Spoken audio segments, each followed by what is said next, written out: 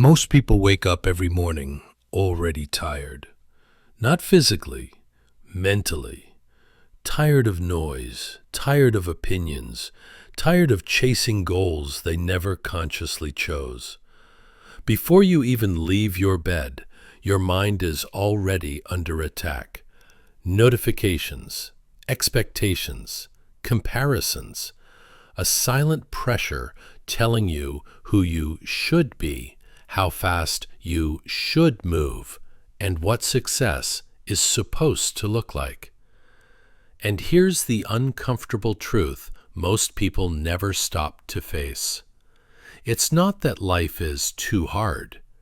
It's that most people have never been taught how to govern themselves. Now imagine this. Imagine waking up with a mind so disciplined that chaos doesn't penetrate it. A sense of purpose so clear that distraction feels irrelevant. A calm so stable that even setbacks sharpen you instead of breaking you. This isn't a fantasy. This was daily life for Marcus Aurelius, the most powerful man on earth and, paradoxically, one of the most inwardly disciplined human beings in history.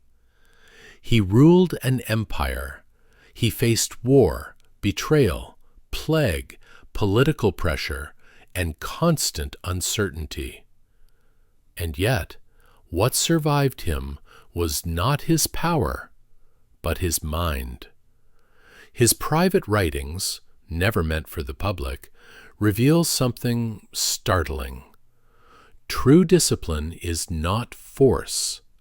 It is alignment. And if you stay with this video until the end, you won't just understand Stoicism intellectually. You'll start seeing your own life differently. Your habits, your resistance, your excuses, your potential. Because Stoicism was never about enduring life. It was about mastering yourself inside it. Most people think discipline is about restriction. Stoics understood it as freedom.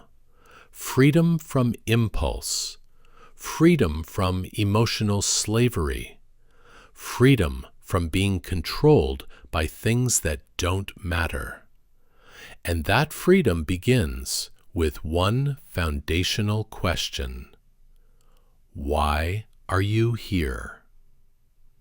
Principle 1. Self-discipline begins with purpose.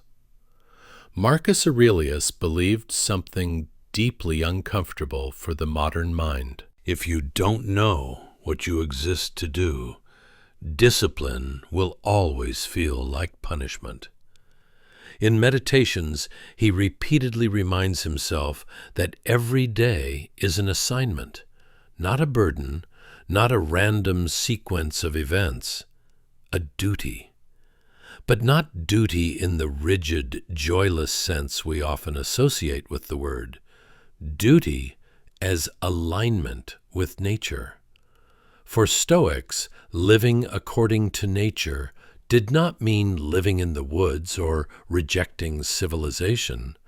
It meant understanding your role as a rational, social being and acting in accordance with that role. You were born with reason. You were born to contribute. You were born to act with integrity. Purpose, then, is not something you invent to feel special. It is something you uncover by asking what your nature demands of you. Marcus Aurelius wrote that every morning we should remind ourselves that we were made for cooperation, for action, for contributing to the whole. And here's the part most people miss. Purpose is not found by asking, "What do I want?" It's found by asking, "What is required of me?" This shift alone transforms discipline. When you see your actions as obligations to your own character, not negotiations with your mood, discipline stops being a battle and becomes a standard. Modern culture teaches us to wait for motivation. Stoicism teaches us to move without it. Think about how often people say they don't feel like it, don't feel like working, don't feel like training, don't feel like having the difficult conversation. Marcus Aurelius would have found this way of thinking irrational. Feelings were not authorities. They were data, and often unreliable data. Purpose overrides emotion. When you know why you act, how you feel becomes secondary. And purpose does not have to be dramatic. Your purpose might be to master your craft, to be dependable, to raise strong, ethical children, to serve your community, to build something honest and lasting. Stoicism strips purpose down to something practical and grounded. What kind of person are you meant to be today? Not someday, today. And this is where discipline is born, because when your actions align with your purpose, saying no becomes easier than saying yes. No to distractions, no to habits that weaken you, no to paths that don't serve who you are becoming. Marcus Aurelius practiced daily reflection for this exact reason. Each morning, he prepared himself for the day. Each evening, he reviewed whether he lived in accordance with his role. Not to shame himself, but to correct his course. Ask yourself this tonight. Did I act like the person I claim to be? That single question, asked honestly every day, builds more discipline than any productivity hack ever will. But purpose alone is not enough, because knowing what you should do means nothing if you don't trust yourself to do it. Which leads us to the second principle, Principle 2, count on yourself. Stoicism does not teach isolation, it teaches responsibility. Marcus Aurelius understood something modern society struggles to accept. No one is coming to save you from yourself. You can receive advice, you can receive support, but no one can think for you, no one can act for you, no one can live your values in your place. In Stoic philosophy, the most sacred boundary is control. What is within your control belongs to you completely. What is outside it must not own you emotionally. Your judgments, your choices, your effort, these are yours. When Marcus Aurelius wrote about self-reliance, he wasn't advocating ego or arrogance. He was reinforcing accountability. If you fail, you own it. If you succeed, you don't cling to it. If you struggle, you strengthen yourself instead of blaming the world. Counting on yourself means becoming someone whose word matters, even when no one is watching. It means making small promises and keeping them, not to impress others, but to build internal trust.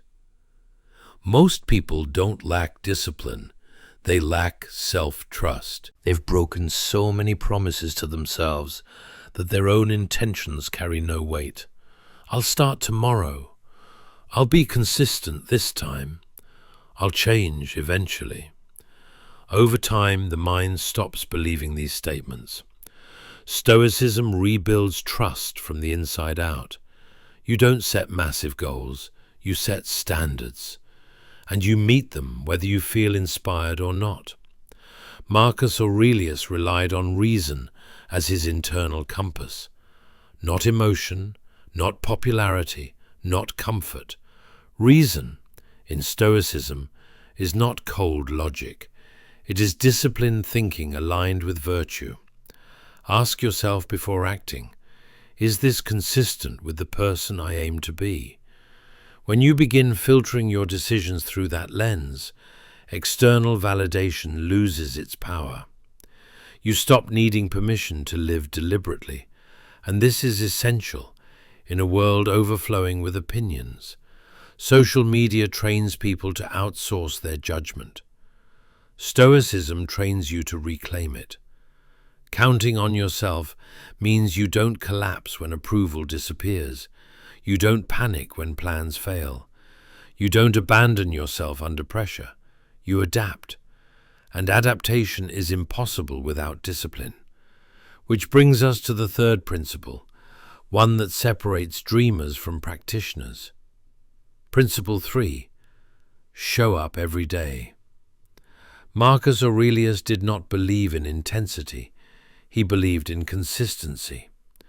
The Stoics understood that character is not revealed in dramatic moments, but in repetitive ones. Who you are is what you do, repeatedly, not once, not when it's convenient, every day. Showing up does not mean heroic effort. It means refusing to disappear from your own life. Doing the work when it's boring, staying present when it's uncomfortable, acting with care when no one is rewarding you for it. Marcus Aurelius wrote that you should not waste time arguing about what a good person is. Be one. That sentence alone dismantles modern procrastination culture. People spend years consuming content about discipline instead of practicing it. Stoicism is brutally practical. You don't need perfect conditions. You need today. And today always comes with something you can do. Showing up every day builds a kind of quiet power. Not loud motivation, not hype, but reliability. This is where most people fail. Not because they lack talent, but because they rely on emotional momentum. They show up when they feel inspired. They disappear when they don't. Stoicism removes emotion from the decision loop. You show up because it is your role, because it is your duty, because it is what a disciplined person does. And here's the paradox. The more consistently you show up, the less effort it takes. Discipline compounds. A single push-up today feels insignificant, but the identity it reinforces is not. Each day you show up, you cast a vote for the person you are becoming. And Marcus Aurelius understood that identity is shaped through action, not intention. You do not become disciplined by wanting to be disciplined. You become disciplined by behaving like someone who is, even when it feels pointless. This is why Stoics emphasize the present moment so intensely. You don't control tomorrow. You don't fix yesterday. You act now. What is in front of you, that is your responsibility. And when you consistently meet that responsibility, something changes. Your confidence becomes grounded. Your emotions stabilize. Your mind becomes quieter. not because life gets easier, but because you get stronger. And this is only the foundation, because once you establish purpose, self-reliance, and daily consistency, Stoicism introduces a practice that most people actively avoid, yet desperately need: voluntary discomfort. And that is where real transformation begins. There is a reason modern life feels fragile. Comfort has become the default setting. Temperature controlled, food delivered instantly. Discomfort delayed, avoided, anesthetized. And yet anxiety is rising. Resilience is falling. Attention is fractured. The Stoics would not be surprised by this. Marcus Aurelius understood something that sounds almost offensive to modern ears. A life without friction weakens the soul. Discipline is not forged in ease, it is forged in resistance. And that is why Stoicism introduces one of its most misunderstood and most powerful practices. Principle 4. Practice voluntary hardship. Voluntary hardship does not mean self-punishment. It means strategic discomfort.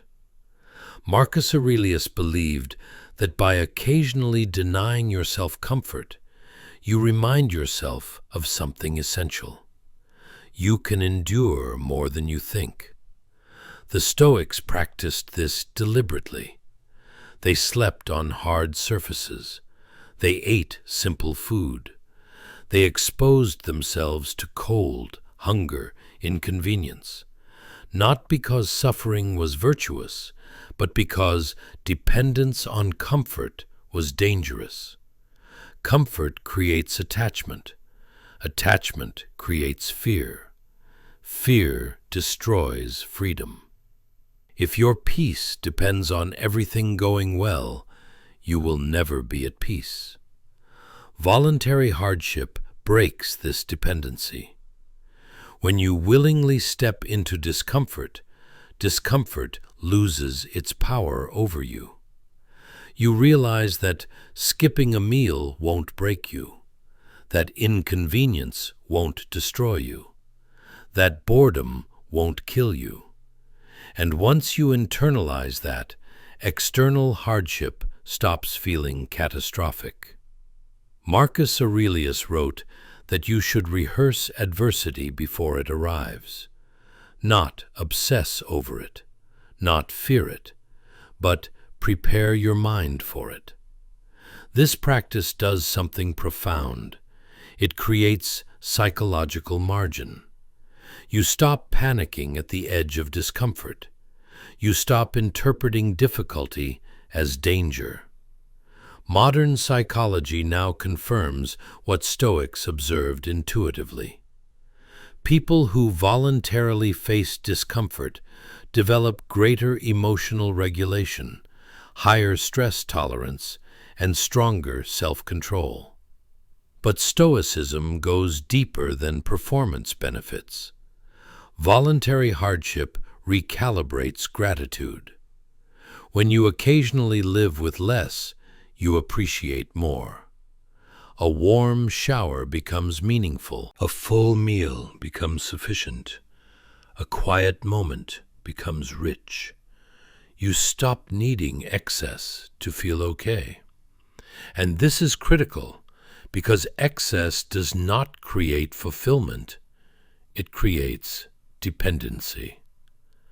Marcus Aurelius warned against soft living not because pleasure was evil, but because dependence on pleasure erodes strength. Voluntary hardship restores balance, and it does not require dramatic gestures. You can practice it quietly. Wake up earlier than necessary. Choose simplicity over indulgence. Walk when driving would be easier. Resist the urge to constantly entertain yourself. Each time you do, you send a message to your mind. I am in control. Not my impulses, not my cravings, not my comfort. And once control is reclaimed internally, the external world loses its ability to destabilize you. Which brings us directly to one of the core pillars of Stoic discipline. Principle 5. Practice the dichotomy of control. If Stoicism had a single operating system, this would be it: the dichotomy of control. Marcus Aurelius returned to this idea relentlessly. Some things are up to you, some things are not. Confusing the two is the root of unnecessary suffering. Your thoughts, judgments, choices, and actions are within your control. Outcomes, other people, circumstances, and events are not. Most people live as if the opposite were true. They try to control outcomes and ignore their inner world. They obsess over what others think and neglect how they think. They rage against reality instead of mastering their response to it. Stoicism reverses this entirely. You invest fully where you have power. You release attachment where you do not. This does not make you passive, it makes you precise. Marcus Aurelius did not retreat from responsibility. He ruled an empire. But he understood that peace comes from correct allocation of energy. If something is outside your control, emotional disturbance is wasted effort. That does not mean indifference. It means acceptance without resistance. You still act. You still contribute. But you do not hinge your worth or stability on variables you cannot command. This principle alone can dismantle anxiety. Anxiety lives in imagined futures you cannot control. Regret lives in pasts you cannot change. Stoicism anchors you in the present, the only domain where control exists. Ask yourself relentlessly, is this within my control? If yes, act decisively. If not, let go deliberately. This practice is not easy. It requires constant awareness, but over time, it creates emotional sobriety. You stop catastrophizing. You stop personalizing everything. You stop feeling responsible for things that were never yours to carry. Marcus Aurelius warned that being disturbed by external events is a sign that we have surrendered our inner authority. And inner authority is the foundation of discipline. Without it, you are reactive. With it, you are deliberate. And once you master this distinction, something remarkable happens. You stop seeing yourself as a victim of circumstances. Which leads to one of Stoicism's most confrontational principles. Principle 6. Never play the victim. Stoicism does not deny hardship. It denies helplessness. Marcus Aurelius faced war, illness, betrayal, and death, not as hypotheticals, but as lived reality. And yet, His writings contain almost no self-pity, not because he lacked pain, but because he refused to outsource his agency. Victimhood is seductive. It offers relief from responsibility. It offers moral permission to stagnate. It offers identity without effort. Stoicism rejects this completely. You may be harmed. You may be wronged. You may be treated unfairly. But how you interpret and respond to those events remains yours. Marcus Aurelius wrote that the mind can turn any obstacle into material for virtue. This is not optimism.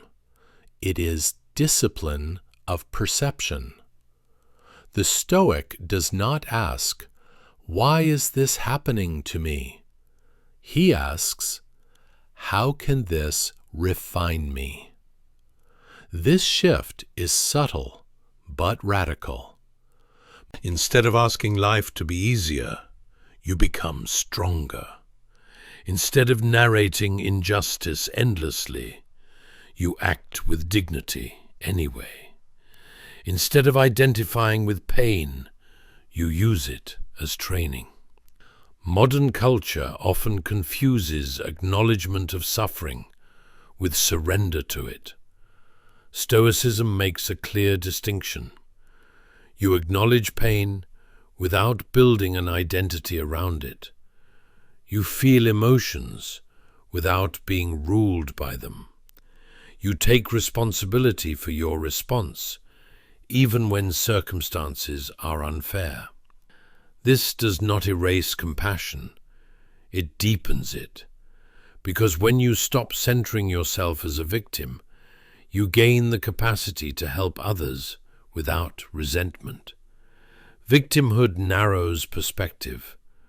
Responsibility expands it. Marcus Aurelius understood that every moment presents a choice: to be bitter or better, to be reactive or intentional, to be diminished or disciplined. And discipline requires ownership, even when it's uncomfortable, especially when it's uncomfortable. Once you stop playing the victim, you reclaim authorship of your life. And that authorship demands another crucial skill, one that modern society actively erodes: the ability to wait, the ability to resist, the ability to choose long-term integrity over short-term relief. Which brings us to delayed gratification. The modern world is engineered for immediacy. One-click purchases, instant entertainment, endless stimulation on demand. And yet, beneath all this convenience, something essential is eroding: the ability to wait, the ability to choose what matters over what feels good, the ability to say no to yourself. Marcus Aurelius understood that self-discipline is inseparable from freedom.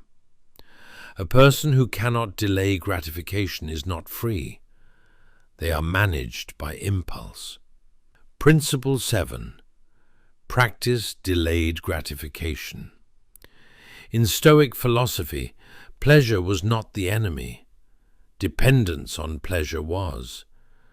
Marcus Aurelius warned himself repeatedly against becoming enslaved to comfort, praise, or sensory relief. Not because enjoyment was immoral, but because it was unreliable. Anything that controls your mood controls you. Delayed gratification, in the Stoic sense, is not about denying pleasure forever. It is about choosing the right pleasure at the right time for the right reason. It is the discipline of preference. You choose long-term coherence over short-term relief. You choose character over convenience. You choose stability over stimulation. This practice is deeply countercultural. Modern messaging says, you deserve it. Stoicism asks, at what cost? When you delay gratification, you are not depriving yourself. You are investing in yourself, saving instead of spending, training instead of indulging, studying instead of escaping. Each of these choices strengthens something invisible but powerful: self-command. Marcus Aurelius believed that the mind should lead the body, not the other way around. When desire dictates action, reason becomes a servant. When reason dictates action, desire becomes a tool. This is mastery. Psychological research now echoes this ancient insight. The ability to delay gratification correlates strongly with long-term success, emotional regulation, physical health, and relational stability. But Stoicism was never about metrics. It was about sovereignty. Delayed gratification trains you to sit with discomfort without immediately neutralizing it. Boredom without distraction, craving without indulgence, restlessness without escape. This builds an inner stillness that is rare and formidable. Most people collapse into distraction at the first hint of unease. The Stoic remains, and from that stillness, clarity emerges. You begin to notice how often impulse tries to negotiate with you. Just this once. You deserve a break. Tomorrow will be better. Marcus Aurelius would respond with silence and action, not out of rigidity, but out of respect for himself. Because self-respect is not declared, it is demonstrated. Each time you delay gratification, you reinforce the identity of someone who governs themselves. And identity, once established, simplifies discipline. You stop debating every decision. You already know who you are. But even the most disciplined individual faces resistance, not only from within, but from others. Which brings us to another Stoic safeguard. Principle 8. Ignore naysayers. Marcus Aurelius ruled in a world filled with critics, political rivals, philosophical opponents, public scrutiny. Yet his writings reveal an unwavering internal orientation. He did not seek approval. He sought alignment. Stoicism teaches that the opinions of others are external and therefore not authorities. This does not mean arrogance. It means discernment. You listen without obeying. You consider without surrendering. Modern life amplifies noise. Everyone has an opinion. Everyone broadcasts certainty.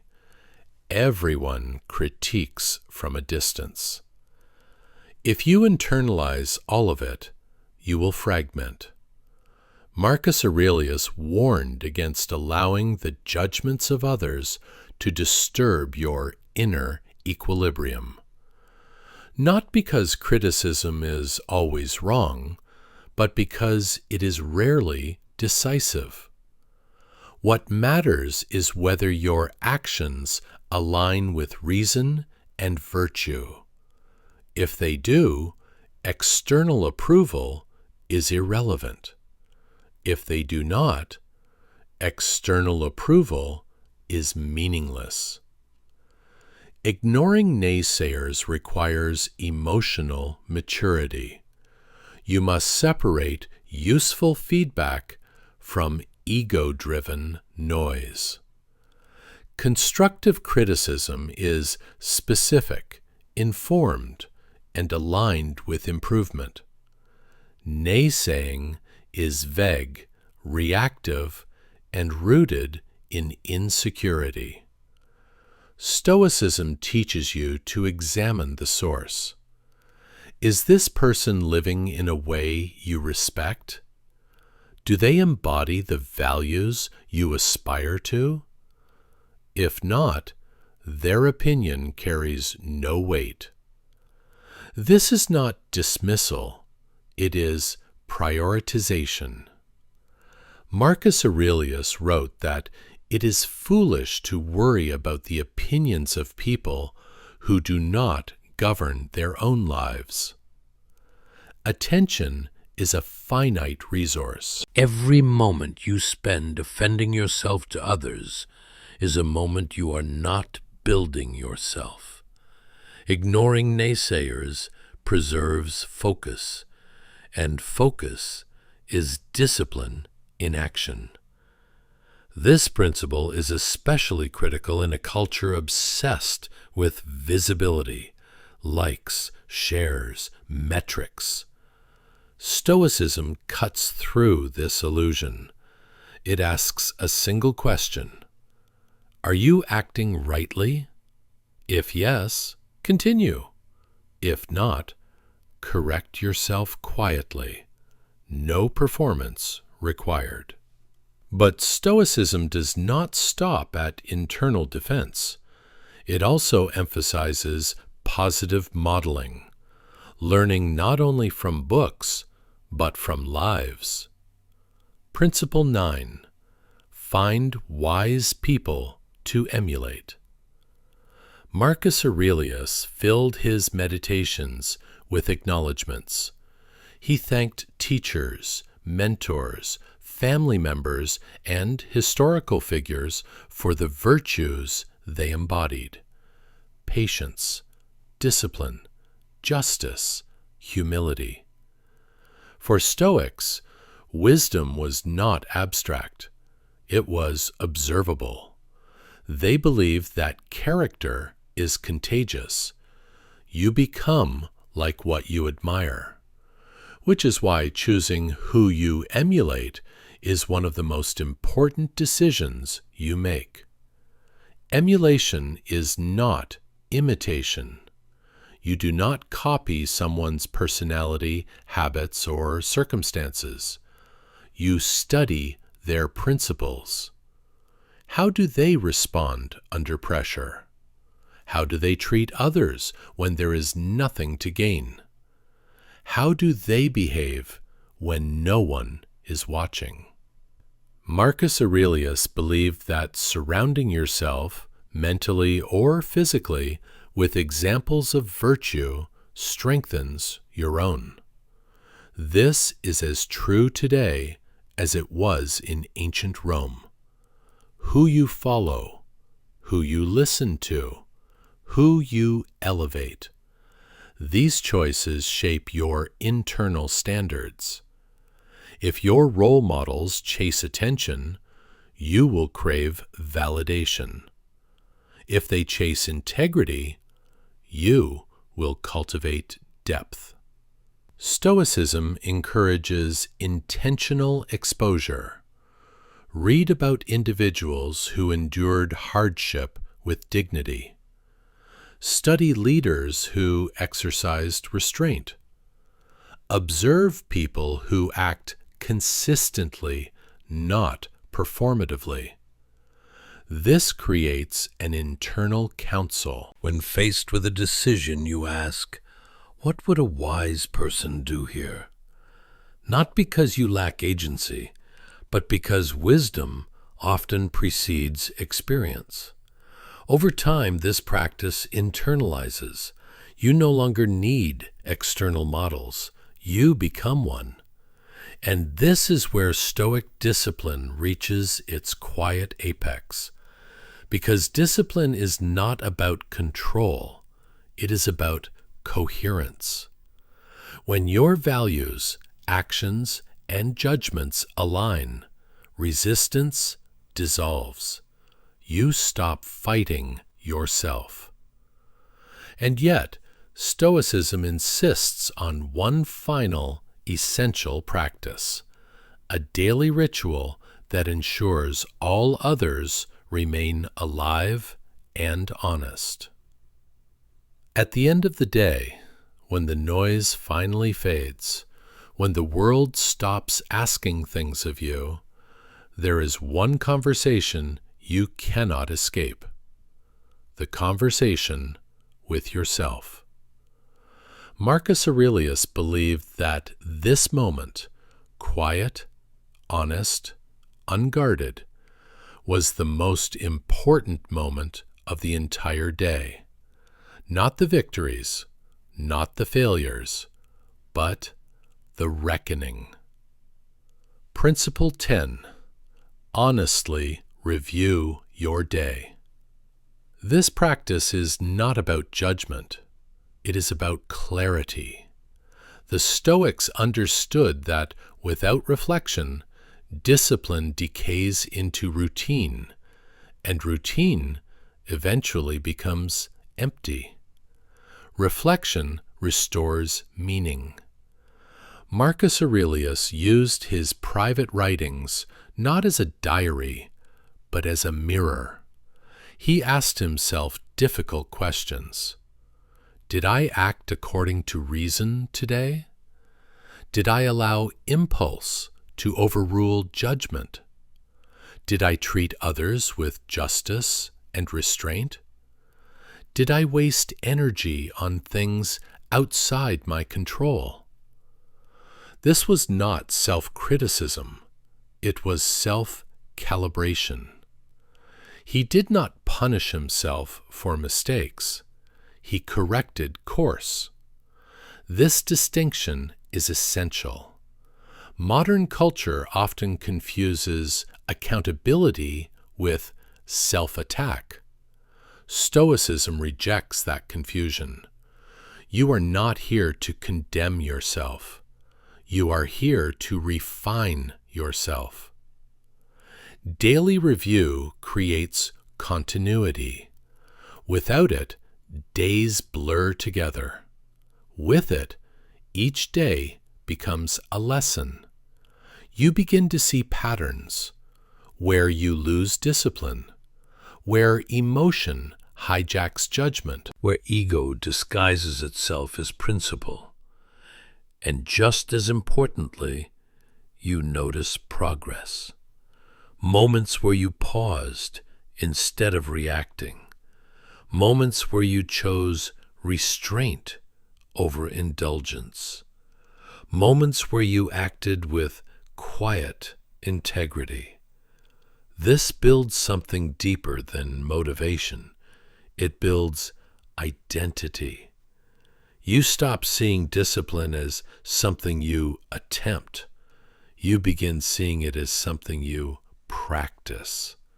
Every day becomes a rehearsal for the person you are becoming.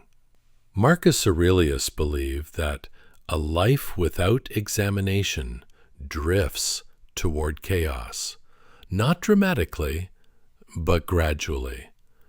A small compromise today, a rationalization tomorrow, a habit formed unconsciously. Daily reflection interrupts that drift. It returns authorship to you. And this is where all Stoic principles converge. Purpose gives direction. Self-reliance builds trust. Consistency creates momentum. Voluntary hardship builds resilience. The dichotomy of control restores peace. Rejecting victimhood restores agency. Delayed gratification restores freedom. Ignoring naysayers preserves focus. Emulating wisdom raises standards. Reflection integrates everything. This is not self-help. It is self-governance. And self-governance is rare. Most people live reactively. They chase relief. They avoid discomfort. They outsource judgment. They drift. Stoicism offers a different path. Not louder, not easier, but stronger. Marcus Aurelius did not promise happiness in the modern sense. He promised dignity, the ability to face reality without flinching, the ability to act without being ruled by emotion, the ability to remain coherent in a fragmented world. This is why his words still resonate, not because they are comforting, but because they are stabilizing. In a world that constantly demands your attention, Stoicism teaches you how to reclaim it. In a culture that rewards impulse, Stoicism teaches you restraint. In a time that glorifies performance, Stoicism teaches you character. And character, once formed, simplifies everything. You no longer need constant motivation. You no longer chase validation. You no longer panic under pressure. You know who you are. You know what is required, and you act accordingly. Quietly, consistently, relentlessly. This is the discipline Marcus Aurelius practiced, not as a philosopher removed from reality, but as a leader surrounded by chaos, which means this philosophy was not designed for ideal conditions. It was designed for real life, your life, with its stress, its uncertainty, its obligations, its temptations. Stoicism does not ask you to withdraw from the world. It asks you to meet it prepared, to wake up each day knowing that your task is not to control events, but to govern yourself within them.